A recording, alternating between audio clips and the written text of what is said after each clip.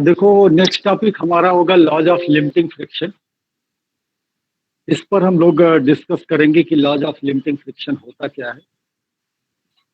Basically इसमें अगर देखा जाए तो 4 पॉइंट्स हैं और जनरल पॉइंट्स हैं, एक्सेप्ट पहले पॉइंट को छोड़ दिया जाए तो बाकी सारी पॉइंट्स जनरल पॉइंट्स हैं। जिसमें पहला ये कहता है कि जो फोर्स ऑफ फ्रिक्शन होता है, ठीक है, तो जो फोर्स ऑफ फ्रिक्शन है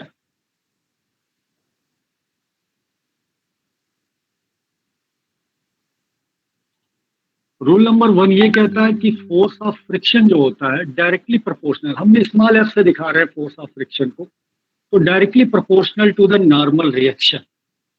यानी जो फोर्स ऑफ फ्रिक्शन होगा वो ना रिएक्शन फोर्स के डायरेक्टली प्रोपोर्शनल होगा। यानी अगर ये कोई बॉडी है, इसके ऊपर आपने एक फोर्स लगाया, ये टेंड टू मूव कर रही है, at the worst to move है, तो ये इसका वेट mg डाउनवर्ड डायरेक्शन में, नॉर्मल रिएक्शन अपवर्ड डायरेक्शन में, और फोर्स ऑफ फ्रिक्शन आपको पता अपोजिंग फोर्स है, तो जिस डायरेक्शन में इसकी टेंडेंसी होगी मूव करने को उसके अपोजिट वर्क करेगी। तो this force of friction is directly proportional to the normal reaction. और प्रोपोर्शनलिटी का साइन हटा के कांस्टेंट लगाते हैं, that constant is here called mu, that is a mu, mu, mu into R, ठीक, where mu is called coefficient of friction, sorry, coefficient of friction. जो mu की value होती है वो 0 से 1 तक के बीच में लाई करती है जनरली। म्यू की वैल्यू अलग अलग सरफेसेस के सॉरी पेयर ऑफ सरफेसेस के लिए ये डिफरेंट होगा। डिफरेंट पेयर ऑफ सरफेसेस है, उनके लिए म्यू की वैल्यू अलग अलग होगी। जनरली म्यू की वैल्यू लाई करती है 0 से 1 के बिटवीन लाई करती है। This is called coefficient of friction और normal reaction, and that is called force of friction. तो पहला लॉ ये कहता है लिमिटिंग फ्रिक्शन का कि जो लिमिटिंग फ्रिक्शन है that is a directly proportional to the normal reaction. यानी नॉर्मल रिएक्शन कितनी है उसके डायरेक्टली प्रोपोर्शनल होगी, ठीक है। दूसरी चीज ये आती है कि जो फ्रिक्शन होती है that is a independent on the area of the surface in contact. यानी force of friction area in contact पे डिपेंड नहीं करता है। लिमिटिंग फ्रिक्शन या कोई भी फोर्स ऑफ फ्रिक्शन हो, इसमें तो सभी के लिए एप्लीकेबल है, बट क्योंकि हम लॉज लिख रहे हैं लॉज ऑफ लिमिटिंग फ्रिक्शन, तो लॉज ऑफ लिमिटिंग फ्रिक्शन में एरिया पे इंडिपेंडेंट होती है। तीसरा जो फोर्स ऑफ फ्रिक्शन की पॉइंट कहती है कि ये टू सरफेसेस के नेचर क्या है उस पर डिपेंड करती है। नेचर का सेंस यहाँ पर बेसिकली रफनेस एंड स्मूथनेस से है कि जो सरफेस इन कांटेक्ट है वो कितना रफ है या कितना स्मूथ है, ठीक है। तो ये दो बातें हुई, और एक चौथा जो कि कॉमन है, आपको पता आप यूज कर रहे हो, फोर्थ पॉइंट ये है कि जो लिमिटिंग फ्रिक्शन या फोर्स ऑफ फ्रिक्शन दोनों भी कह सकते हो, it is always opposite in the direction of body at the stage to verse to move. यानी जिस डायरेक्शन में वो मूव करने की कोशिश कर रही है या मूव करेगी उसके जस्ट अपोजिट होता है फोर्स ऑफ फ्रिक्शन। तो 4 पॉइंट हमने यहाँ पर स्टडी किए।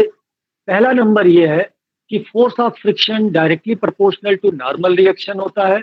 दूसरा ये है एरिया इन कांटेक्ट पर इंडिपेंडेंट होता है। तीसरा ये होता है कि नेचर ऑफ सरफेस पे डिपेंड करता है। नेचर का यहाँ पर सेंस है रफनेस और स्मूथनेस से। एंड फोर्थ वन हमने बताया कि जिस डायरेक्शन में आपकी बॉडी टेंड टू मूव करेगी, फोर्थ उसके opposite force of friction act करती है। ये जो 4 पॉइंट्स हैं these are called laws of limiting friction कहलाते हैं। कोई अगर कुछ पूछना चाहता है तो इस पर पूछ सकता है, बात कर सकता है इन पे।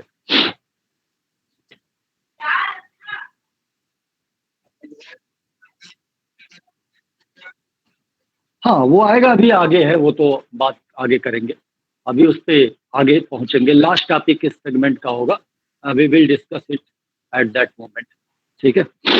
बिल्कुल, अभी हमारा पर्पज है कि जो हमने 4 पॉइंट, ये ध्यान रखिएगा क्योंकि ये हर जगह काम आएगा। अभी पूरा जितना हम वर्क करने जाएंगे उस पूरे वर्क का थीम ये होगा, बाकी तो मैकेनिक्स होगी।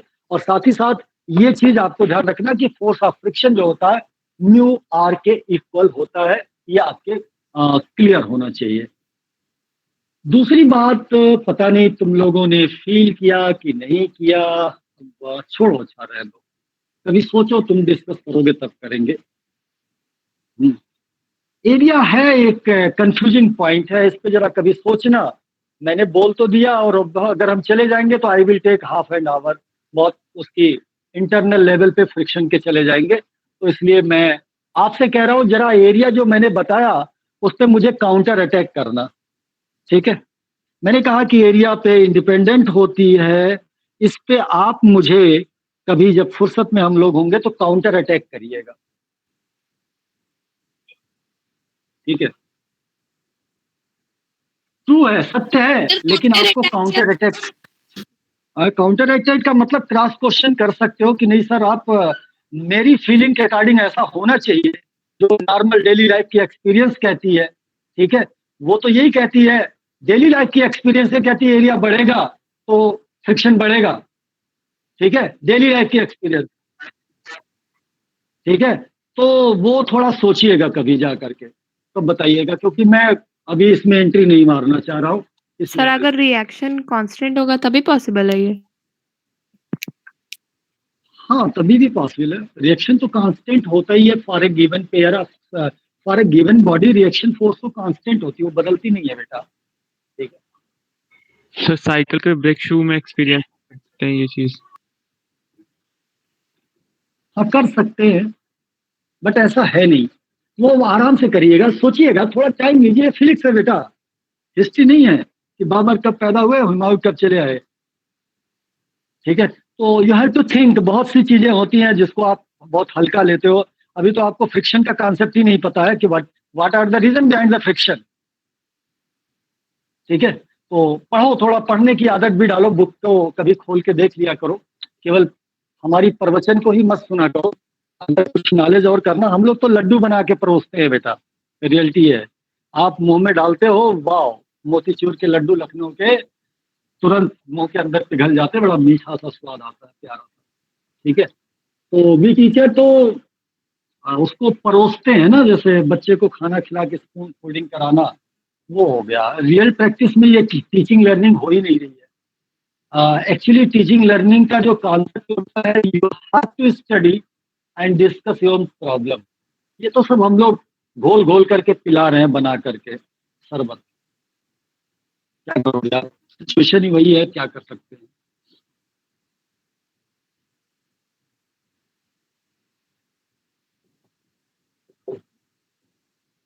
ये होना चाहिए था कि ये टॉपिक पढ़ा होना चाहिए था। एंड आर्गूमेंट करो, क्रॉस क्वेश्चन करो, उससे मेरी भी डेवलपमेंट होगी और आपकी भी डेवलपमेंट होती, क्योंकि क्रॉस क्वेश्चन पे मुझे भी फायदा होता। कोई जरूरी नहीं दुनिया के हर क्रॉस क्वेश्चन को हम जान रहे हो, ठीक है। तो ये सारी चीजें। नेक्स्ट पॉइंट है बेटा आपके सिलेबस के अकॉर्डिंग, एंगल ऑफ फ्रिक्शन क्या होती है जरा समझिए, बाकी तो नोट्स में आपके लिखा है। ये कोई ऑब्जेक्ट है और इसका वेट डाउनवर्ड डायरेक्शन में एक्ट कर रहा है, किसी सरफेस पे रखा हुआ है, और ये नॉर्मल रिएक्शन है। इसके ऊपर आपने कोई फोर्स अप्लाई कर दिया है, तो no doubt force of friction इस तरह एक्ट करेगा। ये पढ़ते आ रहे हैं, पिछले टॉपिक में भी ये बातें पढ़ा था। क्वेश्चन ये है कि what is the angle of friction. So angle of friction अगर आप देखो तो फोर्स ऑफ फ्रिक्शन और आर यानी नॉर्मल रिएक्शन का, ये दो फोर्सेस हैं। इन दोनों फोर्सेस का कोई ना कोई रिजल्टेंट होगा, and that resultant will act somewhere here. इन दोनों के बिटवीन कहीं पे काम करेगा, ठीक है। मतलब फिर से ध्यान से देखो, ये फोर्स ऑफ फ्रिक्शन और नॉर्मल रिएक्शन, इन दोनों के फोर्स का रिजल्टेंट, वैसे फोर्सेस बहुत से लग रही हैं, लेकिन हमें लेना है फोर्स ऑफ फ्रिक्शन और नॉर्मल रिएक्शन का रिजल्टेंट। इसका जो रिजल्टेंट है वो नॉर्मल रिएक्शंस के साथ कितनी एंगल बनाती है, that angle is called angle of friction, ठीक है। So it is the angle between resultant of the force, angle of friction is the, what is angle of friction की मैं बात कर रहा हूं, फिर से सुनो। It is the angle between resultant of, किसका रिजल्टेंट है ये, force of friction and normal reaction to the normal reaction. किसके किसके बीच का एंगल है, resultant of force of friction, F लिख देते हैं simply, and R, resultant of force of friction and normal reaction के बीच की, इन दोनों के बिटवीन जो एंगल बन रही है उस एंगल को हम कहते हैं एंगल ऑफ फ्रिक्शन। कैलकुलेट कैसे करेंगे, सिंपल है, पैरेलल वेक्टर्स इक्वल होते हैं, आपको पता है, पढ़ चुके हो। तो ये एक प्यारी सी ट्रायंगल बन गई, इस ट्रायंगल में tan theta perpendicular upon base, perpendicular की अगर बात करें तो ये परपेंडिकुलर हुआ, that is called small F, यानी फोर्स ऑफ फ्रिक्शन। अगर हम इसकी बात करें तो इट इज स्मॉल एफ, और base that is called R vector, ये हो गया। और ऑलरेडी आप पढ़ चुके हो कि F equal to mu R होता है, इसकी वैल्यू म्यू आर रख दिया, ये आर से आर कट गया, तो tan theta can be written as mu. यानी अगर आपको कोफिशिएंट ऑफ फ्रिक्शन पता है तो एंगल ऑफ फ्रिक्शन डिटरमाइन कर सकते हो, या एंगल ऑफ फ्रिक्शन आपको पता है तो कोफिशिएंट ऑफ फ्रिक्शन निकाल सकते हो। तो this is the utility of angle of friction. Angle of friction किसके किसके बीच का एंगल है, रिजल्टेंट, किसके रिजल्टेंट, फोर्स ऑफ फ्रिक्शन और नॉर्मल रिएक्शन का रिजल्टेंट एंड नॉर्मल रिएक्शन। ये क्या चीज कहेंगे, इस लाइन को क्या कहेंगे, रिजल्टेंट।